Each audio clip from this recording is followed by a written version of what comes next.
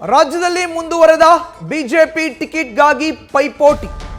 ಉಡುಪಿ ಚಿಕ್ಕಮಗಳೂರು ಲೋಕಸಭಾ ಕ್ಷೇತ್ರದ BJP ticket Kota Srinivasa ಪೂಜಾರಿಗೆ, Bengaluru ಉತ್ತರ ಲೋಕಸಭಾ ಕ್ಷೇತ್ರದ ಬಿಜೆಪಿ ಟಿಕೆಟ್ ಶೋಭಾ ಕರಂದ್ಲಾಜೆಗೆ ಎಂಬ ಮಾಹಿತಿ ಸಿಗ್ತಾ ಇದೆ. ಕಾಂಗ್ರೆಸ್ನಿಂದ ಈ ಬಾರಿ 3 ಟಿಕೆಟ್ ಈಡಿಗ ಸಮುದಾಯಕ್ಕೆ ನೀಡಲಾಗ್ತಾ ಇದೆ.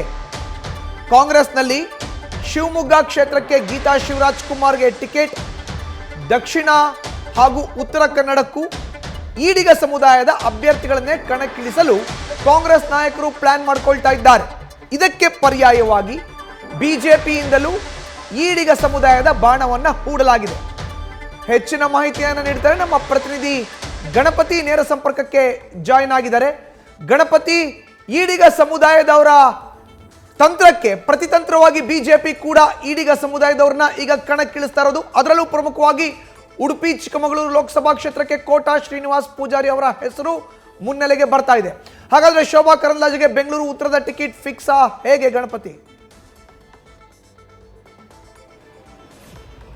ಖಂಡಿತ ಮಧುಸೂದನ್, ಯಾಕಂತಂದ್ರೆ ಪಕ್ಷದಲ್ಲಿರುವಂತಹ ಆಂತರಿಕವಾಗಿ ನಡೀತಾ ಇರುವಂತಹ ಟಿಕೆಟ್ ಗೊಂದಲ, ಉಡುಪಿ ಚಿಕ್ಕಮಗಳೂರು ಕ್ಷೇತ್ರದಲ್ಲಿ ಬಿಜೆಪಿಯಲ್ಲಿ ಒಂದಷ್ಟು ಟಿಕೆಟ್ ಗೊಂದಲ ಇರುವಂತದ್ದು, ಅದರ ಜೊತೆಗೆ ಈಡಿಗ ಸಮುದಾಯಕ್ಕೂ ಕೂಡ ಒಂದಷ್ಟು ಪ್ರಾಧಾನ್ಯತೆ ಕೊಡಬೇಕು ಅನ್ನೋದು ಕೂಡ ಬಿಜೆಪಿ ವಲಯದಲ್ಲಿ ಚರ್ಚೆ ಆಗ್ತಿರುವಂತದ್ದು.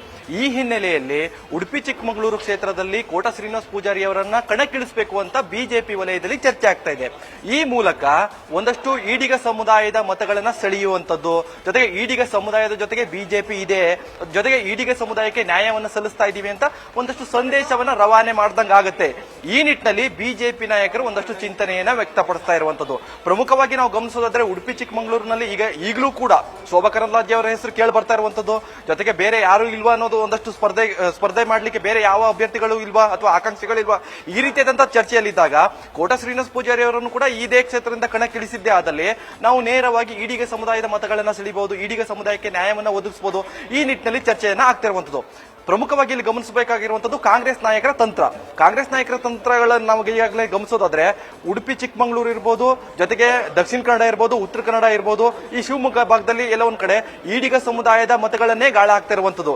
ಈ ನಿಟ್ಟಿನಲ್ಲಿ ಅವರ ತಂತ್ರಕ್ಕೆ ಪ್ರತಿತಂತ್ರವನ್ನ ಮಾಡಬೇಕಾದ್ರೆ ನಾವು ಕೂಡ ಈಡಿಗ ಸಮುದಾಯದ ನಾಯಕರನ್ನ ಕಣಕ್ಕಿಳಿಸಿದ್ರೆ ನಮಗೂ ಕೂಡ ಈಡಿಗ ಸಮುದಾಯದ ಮತಗಳನ್ನ ಸೆಳೆಯುವಂತ ಸಾಧ್ಯತೆಗಳು ಹೆಚ್ಚೇ ಇರುತ್ತೆ. ಈಗಾಗಲೇ ಶಿವಮೊಗ್ಗ ಕ್ಷೇತ್ರದ ನಾವು ಗಮನಿಸಬಹುದು, ಗೀತಾ ಶಿವರಾಜ್ ಕುಮಾರ್ ಅವರಿಗೆ ಈಗಾಗಲೇ ಕಣಕ್ಕಿಳಿಸಿರುವಂತದ್ದು, ಈಡಿಗ ಸಮುದಾಯದ ನಾಯಕಿ ಕೂಡ ಹೌದು. ಹೀಗಾಗಿ ಇನ್ನೇನು ದಕ್ಷಿಣ ಕನ್ನಡ ಇರ್ಬೋದು, ಉತ್ತರ ಕನ್ನಡ ಇರ್ಬೋದು, ಇಲ್ಲೂ ಕೂಡ ಈಡಿಗ ಸಮುದಾಯದ ನಾಯಕರಿಗೆ ಕಣಕ್ಕಿಳಿಸಿದ್ದೇ ಆದಲ್ಲಿ ಕಾಂಗ್ರೆಸ್ ಪಕ್ಷ, ಬಿಜೆಪಿಯವರು ಉಡುಪಿ ಚಿಕ್ಕಮಗಳೂರಿಂದ ನೇರವಾಗಿ ಕೋಟಾ ಶ್ರೀನಿವಾಸ ಪೂಜಾರಿ ಅವರನ್ನ ಇಳಿಸುವಂತ ಸಾಧ್ಯತೆಗಳು ಹೆಚ್ಚಾಗ್ತಿರುವಂತದ್ದು. ಇನ್ನು ಶೋಭಾ ಕರಂದ್ಲಾಜೆ ಅವರ ವಿಚಾರಕ್ಕೆ ಬರೋದಾದ್ರೆ ಅವರನ್ನ ನೇರವಾಗಿ, ಅಂದ್ರೆ ಅವರು ಕೂಡ ಈಗ ಒಕ್ಕಲಿಗರ ಸಮುದಾಯದ ಪ್ರಧಾನ ನಾಯಕಿ ಅಥವಾ ಪ್ರಬಲ ನಾಯಕಿ ಕೂಡ ಹೌದು. ಈ ಹಿನ್ನೆಲೆಯಲ್ಲಿ ಅವರಿಗೆ ಬೇರೆ ಯಾವ ಕ್ಷೇತ್ರಗಳ ಗಮನಿಸೋದಾದ್ರೆ ಈಗ ಬೆಂಗಳೂರು ಉತ್ತರದಲ್ಲೂ ಕೂಡ ಒಕ್ಕಲಿಗರ ಪ್ರಬಲ ನಾಯಕರಾದಂತಹ ಸದಾನಂದ ಗೌಡರು ಅವರು ಕೂಡ ಇರುವಂತದ್ದು. ಈ ಹಿನ್ನೆಲೆಯಲ್ಲಿ ಅವರಿಗೇನಾದ್ರೂ ಕೂಡ ಟಿಕೆಟ್ ತಪ್ಪಿಸಿದ್ದ ಆದಲ್ಲಿ ಆ ಕ್ಷೇತ್ರದಲ್ಲಿ ನೇರವಾಗಿ ಶೋಭಾ ಕರಂದ್ಲಾಜೆ ಅವರಿಗೆ ಟಿಕೆಟ್ ಕೊಡುವಂತ ಸಾಧ್ಯತೆಗಳು ಹೆಚ್ಚಾಗ್ತಿರುವಂತದ್ದು. ಈ ನಿಟ್ಟಿನಲ್ಲಿ ಒಕ್ಕಲಿಗರಿಗೂ ನ್ಯಾಯ ಒದಗಿಸಿದಂಗಾಗುತ್ತೆ, ಮಹಿಳಾ ಕೋಟಾದಲ್ಲಿ ಶೋಭಾ ಕರಂದ್ಲಾಜೆ ಅವರಿಗೂ ನ್ಯಾಯ ಒದಗಿಸಿದಂಗಾಗುತ್ತೆ, ಜೊತೆಗೆ ಕೋಟಾ ಶ್ರೀನಿವಾಸ್ ಪೂಜಾರಿ ಅವರು ಅಂದ್ರೆ ಈಡಿಗ ಸಮುದಾಯದ ಪರವಾಗಿದ್ದೀವಿ ಅಂತ ಒಂದಷ್ಟು ಸಂದೇಶ ಕೂಡ ರವಾನೆ ಆಗುತ್ತೆ. ಈ ನಿಟ್ಟಿನಲ್ಲಿ ಹೈಕಮಾಂಡ್ ನಾಯಕರ ಜೊತೆಗೆ ರಾಜ್ಯ ನಾಯಕರು ಚರ್ಚೆಯನ್ನ ಮಾಡ್ತಿರುವಂತದ್ದು. ಮಧುಸೂದನ್, ಧನ್ಯವಾದ ಗಣಪತಿ ನಿಮ್ಮ ಮಾಹಿತಿಗೆ. ನ್ಯೂಸ್ ಫಸ್ಟ್, ನಿರ್ಭೀತಿಯಿಂದ ನಿಮ್ಮ ಪರವಾಗಿ.